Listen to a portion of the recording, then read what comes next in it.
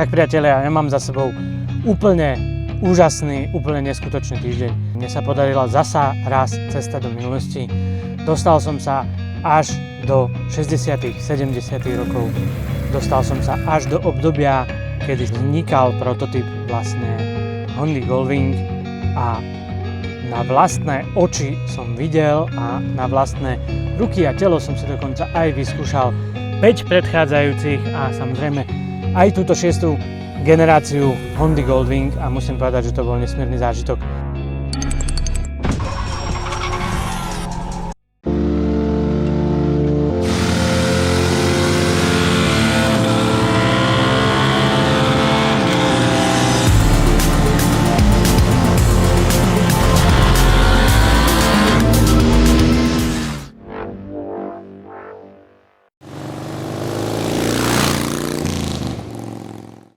Čaute motorajďáci, pozdravujem vás tento krásny deň. Máme parádne počasie, ale máme pri sebe aj skvelú motorku. Dovolím si povedať, že motorku legendárnu. Stojí tu vedľa mňa, všetci poznáte Goldwing a pokiaľ si ho kúpite alebo pozriete v roku 2025, tak ho dostanete s takým pekným emblémom na nádrží, okrem teda aj tejto zlatej farby. 50. výročie Goldwing od roku 1975. Je to tak, priatelia, táto legenda má viacej rokov ako ja. Je to stroj, ktorý sa zapísal do motocyklovej histórie a ja si myslím, že je na mieste, aby sme sa mu povenovali a pozreli sa trošku aj na tú samotnú históriu. Ja osobne som sa s Goldwingom prvýkrát stretol niekedy v roku 2007, myslím osobne aj jazdecky, kedy sme ho prvýkrát testovali. To bola ešte tá 1800 6-válec, potom ešte faceliftovanú verziu a neskôr aj túto 6. generáciu, ktorú máme pri sebe. Na nej som najazdil pomerne veľa a natáčali sme rôzne videá, aj sme si ho roastovali, aj sme urobili vtipné video Goldwinga s Daxom, takzvaný Goldax, možno ste ho videli. Goldwing je motorka, ktorá absolútne vytrča z radu, vytvorila kategóriu samú pre seba a my sa dnes pozrieme na to, ako celá táto legenda začala a vznikla. Poďte so mnou na cestu v čase. Tak a presúvame sa do roku niekde okolo 1970. Pár rokov predtým Honda šokovala svet, keď predstavila model Honda CB 750, takže 750. Motocykel s veľkým motorom a radovým štvorvalcom. Táto motorka razom dostala pomenovanie King of the Motorcycles, takže kráľ medzi motorkami.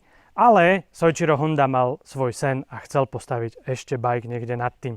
Zadal teda svojim inžinierom úlohu, aby postavili novú vlajkovú loď značky Honda, interne sa tomu hneď hovorilo King of the Kings, teda kráľ kráľov. Tento projekt dostal na starosti a v roku 1972 začal dizajnerský tím pracovať pod projektantom Soichirom Irimajirim. Človek, ktorý pre Hondu pracoval, pomáhal pri vývoji viacerých viacvalcových motorov, vrátane motoru V12 pre Formulu 1.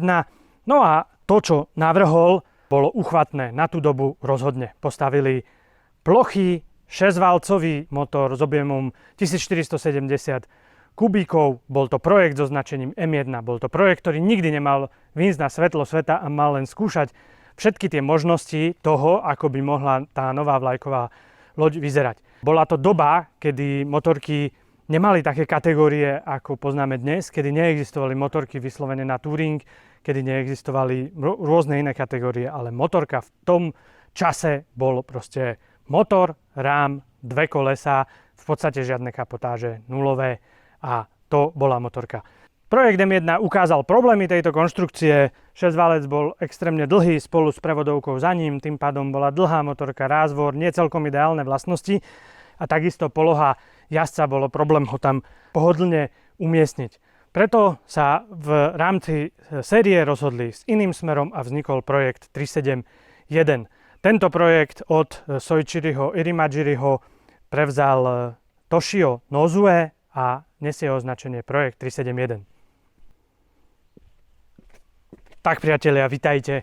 Projekt 371 viedol k vzniku prvej generácie Hondy Goldwing GL1000, ktorý máme tu pri sebe, za čo som nesmierne vďačný. Honda predstavila v tom čase športovú motorku, ktorá mala byť niekde na to spomínanou CB 750 a v tomto čase ešte neexistovalo niečo ako luxusné tourery. Svetlo sveta uzrel Goldwing GL1000 na výstavnej premiére v októbri 1974 v Kolíne nad Rýnom predstavený ako model 1975 a práve preto máme teraz vedľa seba tých celých 50 rokov vývoja, kam sa táto motorka dostala. Ako som spomínal, rozhodli sa pre motor Boxer, štvorvalec. Bol to prvý japonský kvapalino ochladený motor.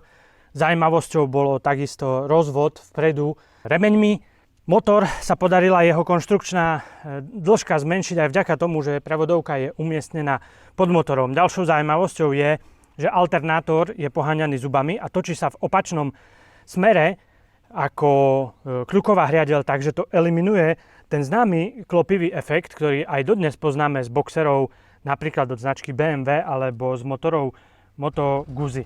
Motor plnili 4 konštantné karburátory, Kehin, a k dispozícii bol dokonca aj kickstarter, ktorý bol odložený v nádrži.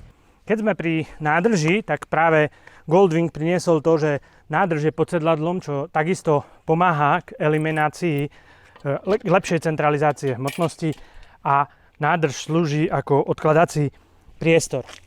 Môžeme si ukázať detailnejšie aj tento odkladací priestor. Tu je tankovacie hrdlo a spomínaná nádrž, ktorá je pod sedadlom. Táto časť sa dá vybrať a veľmi ľahko si otvoríme túto bočnicu fiktívnej nádrže. Tu je expanzná nádobka, ale je tu odložený aj kickstarter. Pomocou tejto páky sa tá motorka dala naštartovať. Ten kickstarter bol po prvých asi 3-4 rokoch odstránený z výbavy, pretože samozrejme elektrický štarter bol plnohodnotne spoľahlivý a neboli s ním žiadne problémy. Na tejto druhej strane je takto isto dekel a pod ním je elektronická výbava. Samozrejme, že Boxer motor úplne priam nabádal a bolo to aj hlavným cieľom, že pohon zadného kolesa je kardanom. O brzdenie sa starala trojica kotúčov a my si môžeme tento pekný motor aj naštartovať.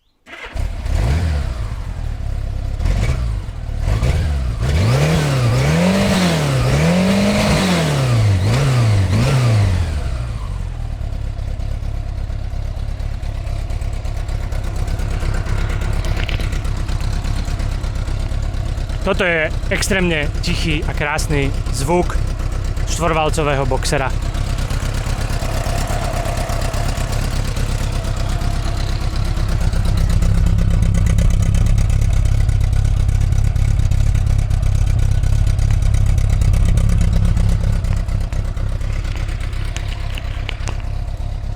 Motorka bola v Kolíne predstavená tak, ako ju vidíme tu, ako naháč, ale už vtedy, v tom čase, boli predstavené 2 prototypy s kapotážami. Tie kapotáže v tom čase sa len rozbiehali a viac menej to bola záležitosť nejakej druhovýroby a externé firmy tieto kapotáže vyrábali. Honda to predstavila ako športový bike, v tom čase prišla konkurencia takisto v podobe Kawasaki Z1 a podobne. Nevýhodou Goldwinga bola určite jeho vyššia hmotnosť 265 kg, tak ako ho tu vidíme. Stal sa však ihneď pomerne obľúbeným a stal sa hlavne obľúbeným medzi ľuďmi, ktorí obľúbovali cestovanie na dlhšie vzdialenosti. Práve tieto modernejšie stroje s ukážkovou spoľahlivosťou toto začali umožňovať a ľudia začali obľúbovať cestovanie na dlhšie vzdialenosti. Toto tu samotné potom ovplyvnilo, ktorým smerom sa celá Honda Goldwing do budúcnosti posúvala. Hneď v druhom roku existencie, v roku 76, prišiel model GL 1000 LTD, takže limitka, tá bola limitovaná na 2000 kusov. Boli tam zlaté kolesá, rôzne zlaté detaily a linky. V roku 78 urobili zmeny v motore, pridali viac krutiaku, prerobili vačky, karburátory, takisto odstranili systém záložnej žiarovky, ktorý sa používal v prvých verziách a namiesto vypletaných kolies prišli kolesa Comstar. V roku 79 bol posledný rok pre litrový model, dostal kolesa Comstar spevnené, pretože s nimi boli nejaké problémy v predchádzajúcom roku. Honda začala ponúkať 3 kufre, ale stále nebola v ponuke originálna kapotáž. Honda Goldwing vo svojej prvej generácii bola v tejto podobe ako naháč, až samotní zákazníci, ktorí ho začali preferovať, hlavne kvôli jeho extrémne hladkému chodu, príjemnému chodu a veľkému krutiaku na dlhé jazdy, začala predefinovať tento stroj. Ako som spomínal, v závere života tejto prvej generácie Honda ponúkla bočné kufre a horný kufor a začalo to meniť ten charakter. Stále chýbala v ponuke predná kapotáž, ale to sa všetko malo zmeniť v nasledujúcich rokoch. Po 5 rokoch sa Honda rozhodla inovovať a za sebou máme model Honda GL 1100. Nespala totiž ani konkurencia na Vavrinoch. Ďalší výrobcovia začali prinášať veľkokubátorové, veľkoobjemové motory ako Suzuki GS 1000 alebo Kawasaki dokonca Z1300 kvapalinou chladený 6-válec.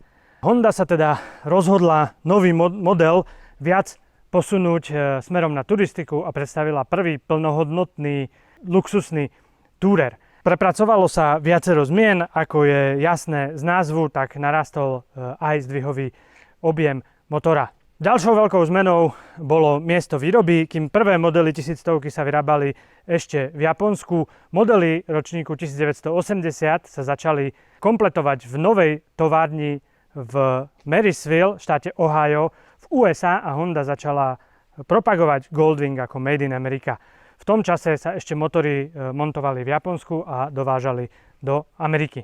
Motor 1100 prešiel viacerými zmenami, samozrejme sa zmenilo vrtanie o 3 mm, čo zabezpečilo nárast zdvihového objemu na 1100 kubíkov, takisto interné časti motora ako hlavy, vačky boli zmenené a to všetko s cieľom dosiahnuť väčší krútiaci moment a lepší priebeh motora. Takisto prevodové pomery a takisto aj prevodový pomer kardanu.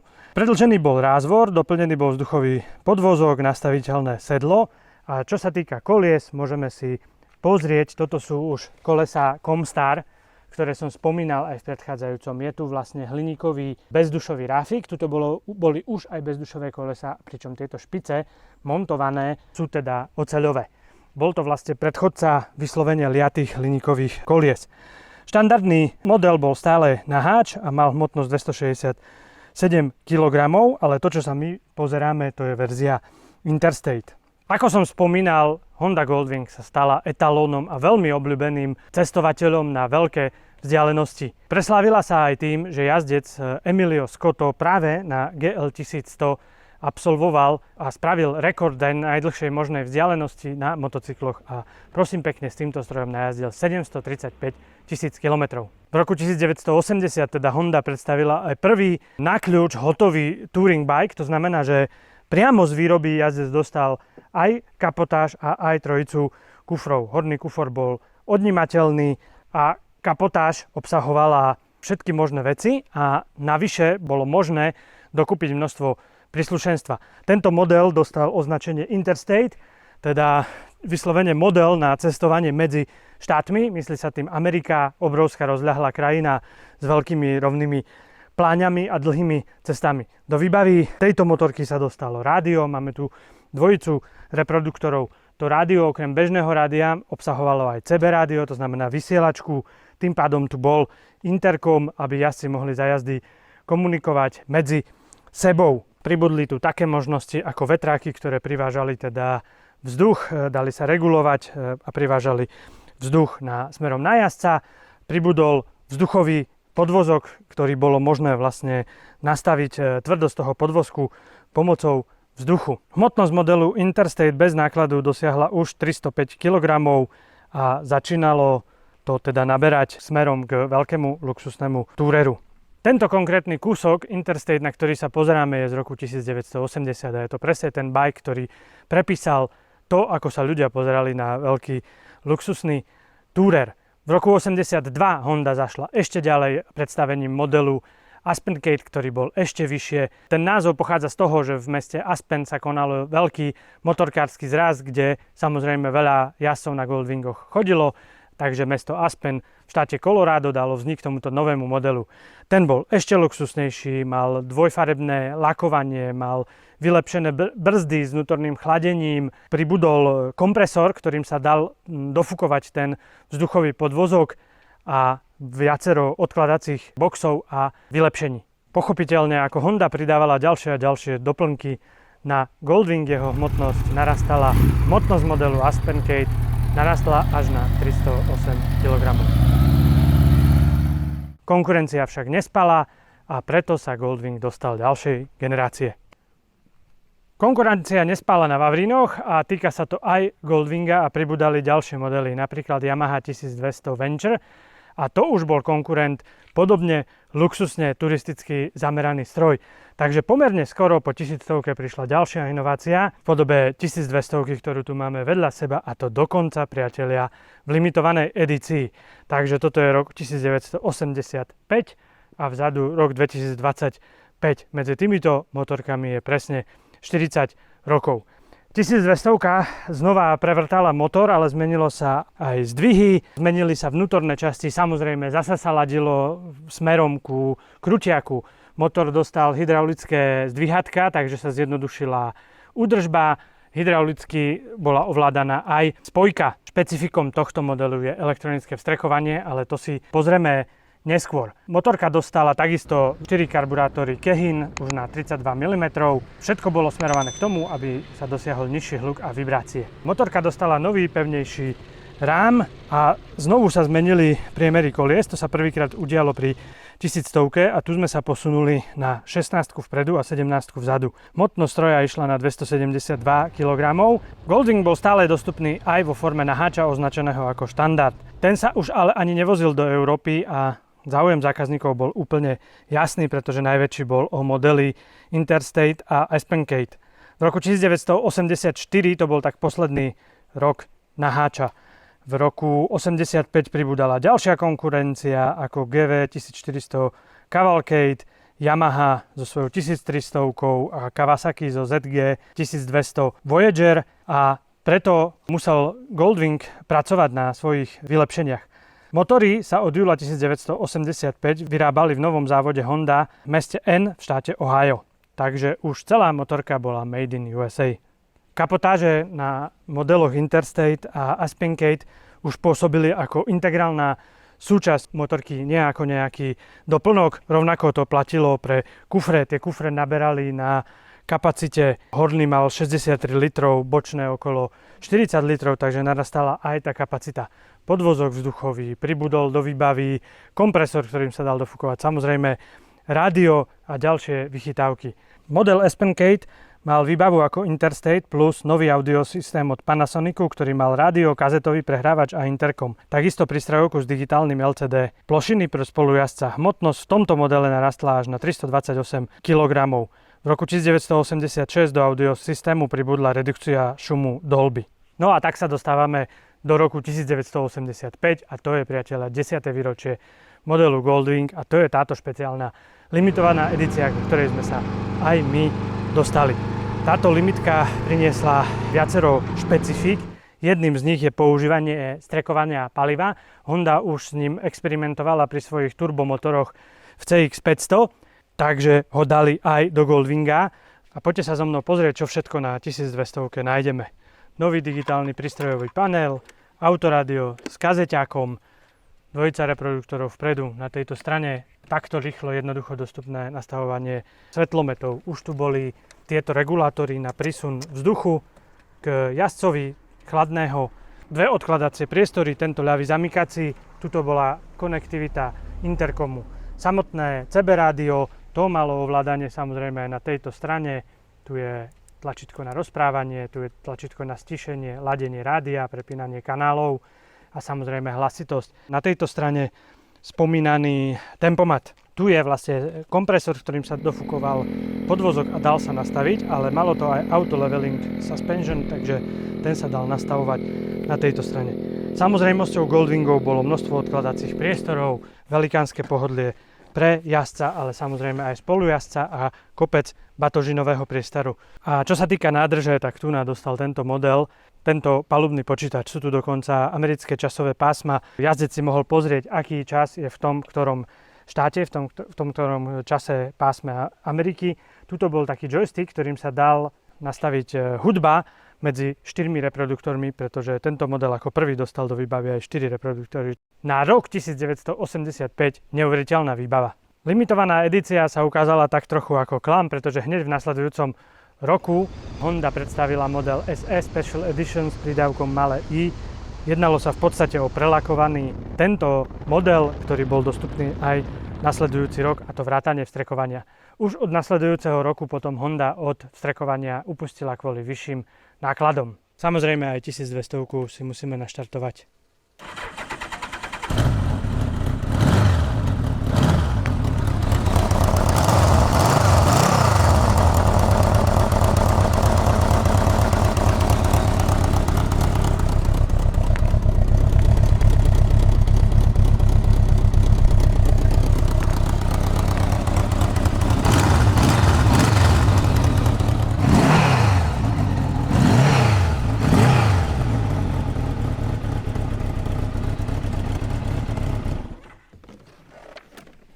V kufri limitky nemôže chýbať originálne náradie a to je niečo, čo vám musím ukázať, pretože takto vyzerá náradie po 40 rokoch.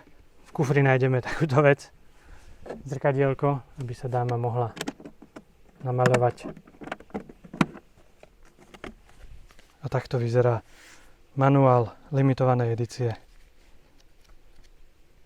1200 bol veľmi úspešný model, ale Honde na krk stúpali aj konkurenti a tento motor postupne dochádzal na hranicu svojich možností. Už bol dvakrát upravovaný, zmenený z 1000 na 1100 a na 1200 a už tam nebol veľký priestor na vylepšenie. Honda musela teda popracovať a prísť s nástupcom, ktorý bude znovu kráľom, tak ako sa to patrí. Takto ale Honda vstúpila už do novej epochy. Tu ale naše rozprávanie na chvíľu prerušíme, pretože toto video by bolo extrémne dlhé. Ak ťa zaujíma, ako legenda menom Goldwing pokračovala a čo sa dialo nasledujúce 3 generácie, tak si pozri pokračovanie tohto videa. Druhý diel zverejníme už o týždeň. Ak toto video nepozeráš úplne, že v premiére, tak je dosť možné, že druhý diel je dostupný už aj teraz. Tak priatelia, ja mám za sebou úplne úžasný, úplne neskutočný týždeň. Musím povedať, že takto pred týždňom som ešte ani netušil, čo všetko sa podarí a ako sa podarí. Mne sa podarila zasa raz cesta do minulosti. Dostal som sa až do 60. 70. rokov. Dostal som sa až do obdobia, kedy vznikal prototyp vlastne Hondy Goldwing a na vlastné oči som videl a na vlastné ruky a telo som si dokonca aj vyskúšal 5 predchádzajúcich a samozrejme aj túto 6. generáciu Hondy Goldwing a musím povedať, že to bol nesmierny zážitok. Je neuveriteľné, ako sa mi to podarilo a chcem týmto samozrejme poďakovať, povedal by som chalanom, ale doslova aj chlapom, ktorým práve Honda Goldwing učarovala. Chlapom, ktorí doma dodnes odkladajú a spravujú skvosty z roku 75-80. Tá limitka z roku 85 v tejto farbe. Táto cesta v čase by sa nebola podarila práve bez týchto chlapov a chcem im všetkým poďakovať za to, že boli ochotní venovať samozrejme svoj čas pre mňa, pre Goldwing, pre toto video a nakoniec aj pre všetkých vás, ktorí budete toto video pozerať. Mne už slnko zapadá a treba mi povedať, že mal by som ísť pomaly domov a verte mi, že sa mi absolútne, ale absolútne nechce. Je to ten typ dňa, kedy by som sa naozaj vozil. Čaká ma ešte cesta do Bratislavy, takže my si s touto aktuálnou verziou ešte čo to užijeme. Samozrejme, poďakovanie patrí aj Honde Slovensko za to, že my aj túto generáciu Goldwinga a tento výročný model požičali a vďaka týmto ľuďom a Honde sme mohli toto video priniesť na obraz a podeliť sa aj s vami všetkými o tento nevšedný zážitok. Takže v neposlednom rade samozrejme ďakujem aj vám, divákom Motorrady.sk a nášho YouTubeového kanála za to, že nás sledujete a aj vďaka tomu môžeme tvoriť takéto videá o motocyklových legendách. Takže vás pozdravujem a vidíme sa na cestách, na necestách, či už to bude na Goldwingu alebo na akejkoľvek inej motorke. Majte sa pekne, pozdravia z Avia. Čauko.